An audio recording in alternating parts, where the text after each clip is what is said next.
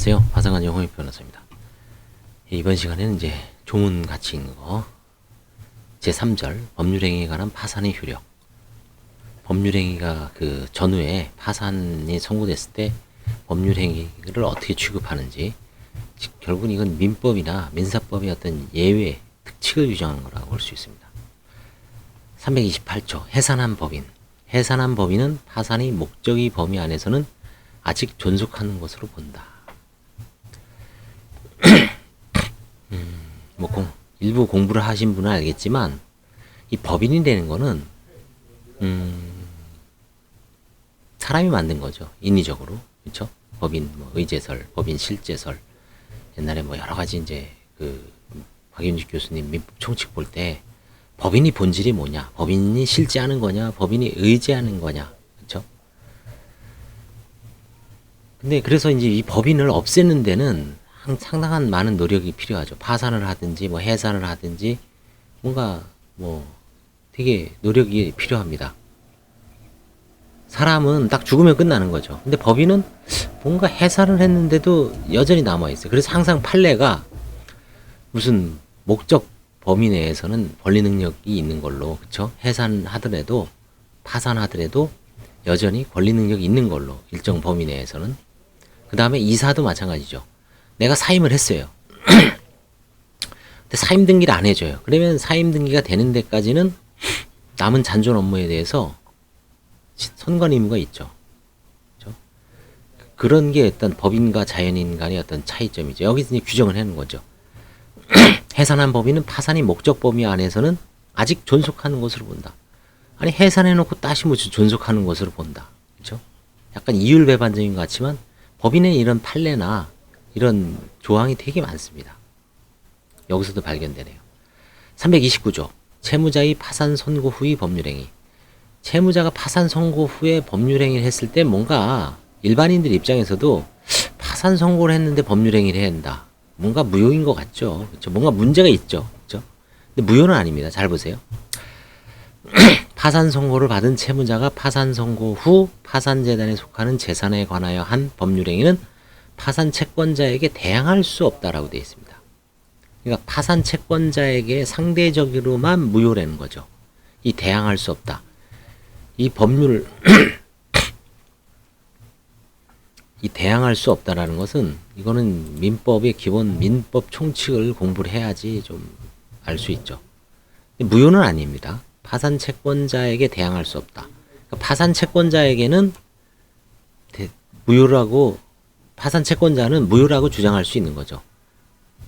근데 파산 채권자가 관제인이 오케이 할 수도 있습니다. 때에 따라서는. 그래서 파산 선고를 받고 나서는 재산에 대해서 함부로 법률행위 되는 건 결국은 처분하는 거죠. 아니면 근저당을 설정한다거나 아니면 매각을 한다거나 아니면 채권을 양도한다거나 이런 행위를 할 수가 없다는 얘기죠. 해봐야 파산 채권자에게 대항할 수 없다. 2항 채무자가 파산 선고 이래 한 법률행위는 파산 선고 후에 한 것으로 추정한다. 그래서 파산 선고는 항상 날짜까지 일자까지 나오죠. 10시. 그렇죠? 그래서 그날 파산 선고 이래 한 법률행위는 파산 선고 후에 한 것으로 추정하고 있습니다. 추정한 거니까 그렇죠? 파산 선고일 전에 법률행위를 한 것을 입증을 하면 이 추정에서 벗어날 수가 있죠. 330조 파산 선고 후의 권리 취득. 파산 선고 후에 파산재단에 속하는 재산에 관하여 채무자의 법률행위에 의하지 아니하고 권리를 취득한 경우에도 그 취득은 파산 채권자에게 배양할 수 없다. 그렇죠?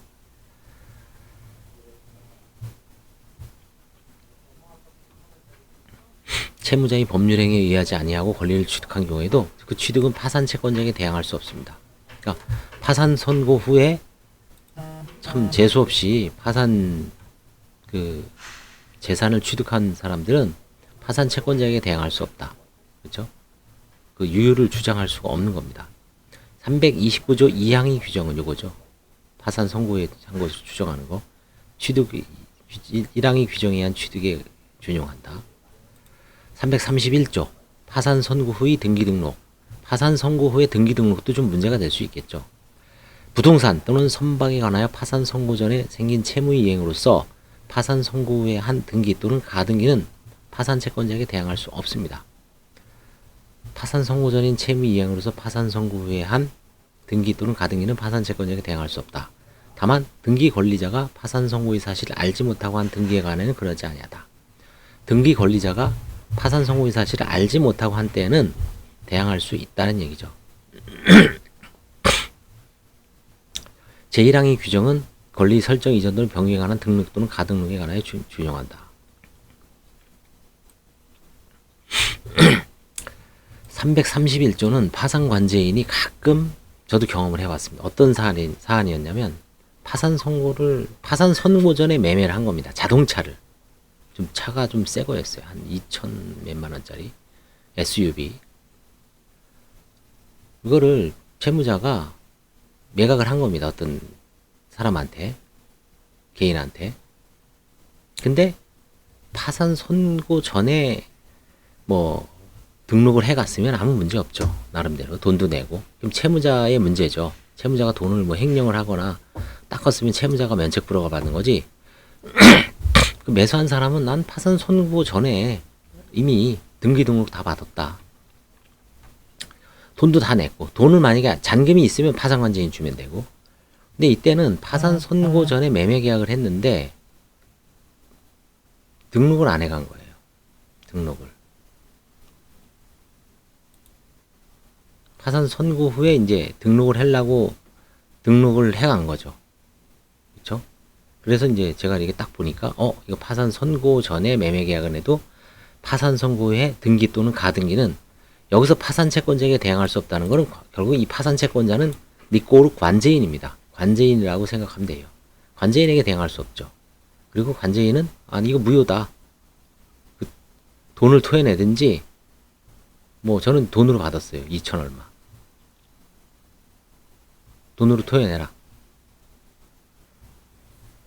그러니까 돈을 주더라고요. 내용 증명을 보내서 2,700인가 얼마 받아서 그때 아마 캐피탈이었을 거예요.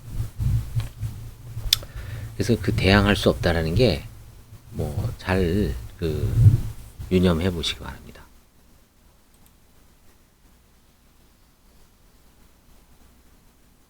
그래서 이 331조까지 한번 봤는데 판례가 한번 있죠, 여기. 그죠?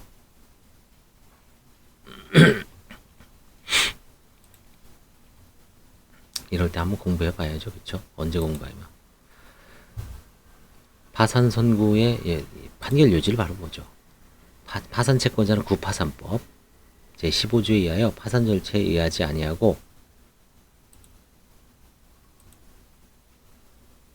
개별적인 권리 행사가 금지됨에 비춰볼 때 같은 법 46조 1항 본문에서 파산 선고 후에 한 부동산 또는 선박에 관한 등기 가등기로서 파산 채권자에게 대항할 수 없다라고 함은 파산 채권자 전체의 공동을 이익을 위하여 선량한 관리자의 주의로서 그 직무를 수행하는, 제가 방금 얘기했죠. 파산관제인에게 대항할 수 없음을 뜻하고, 그러니까 여기서 파산채권자는 파산관제인이라고 읽어야 됩니다. 이는 파산관제인이 단순히 파산자의 포괄 승계인으로서 파산자의 부동산 또는 선박에 관한 등기, 가등기 임을 그대로 승계한 지위에 있는 것이 아니라 파산 선고와 동시에 파산자와 독립하여 파산재단에 속하는 재산에 관하여 이해관계를 가지게 된 제3자로서의 지위를 가지고 있음을 전제로 하여 파산 선고 후에 한 부동산 또는 선박에 관한 등기, 가등기를 파산관제인에게 대항할 수 없도록 한 것이라고 해석된다. 파산관제인은 단순한 채무자의 포괄승계인이 아니고 독립된 제3자로서의 지위를 가진다는, 이게 대법원 판례가 누누이 뭐 여러 번 하긴 한 겁니다. 2항. 이 규정의 취지는 파산 선고 시까지 부동산 또는 선박에 관한 등기, 가등기를 아직 마치지 않은 경우 파산 선고 전에 생긴 가등기 청구권에 기하여 파산 선고 후에 관제인을 상대로 등기 또는 가등기 절차 이행을 청구할 수 없다는 취지도 당연히 포함되어 있겠죠. 대항할 수 없다는데 청구해버리면 대항하는 거잖아요. 그렇죠? 부동산 점유 디듀ction 넘어가겠습니다. 예, 그래서 요런 판례도 이 법원 자료가 좋은 게 이런 판례가 나오죠. 그렇죠? 문헌도 나옵니다. 그렇죠? 문헌도 나옵니다.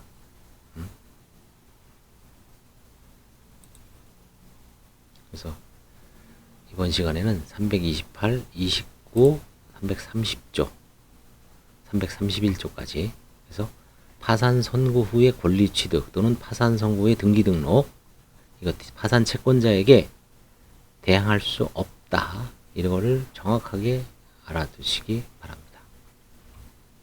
감사합니다.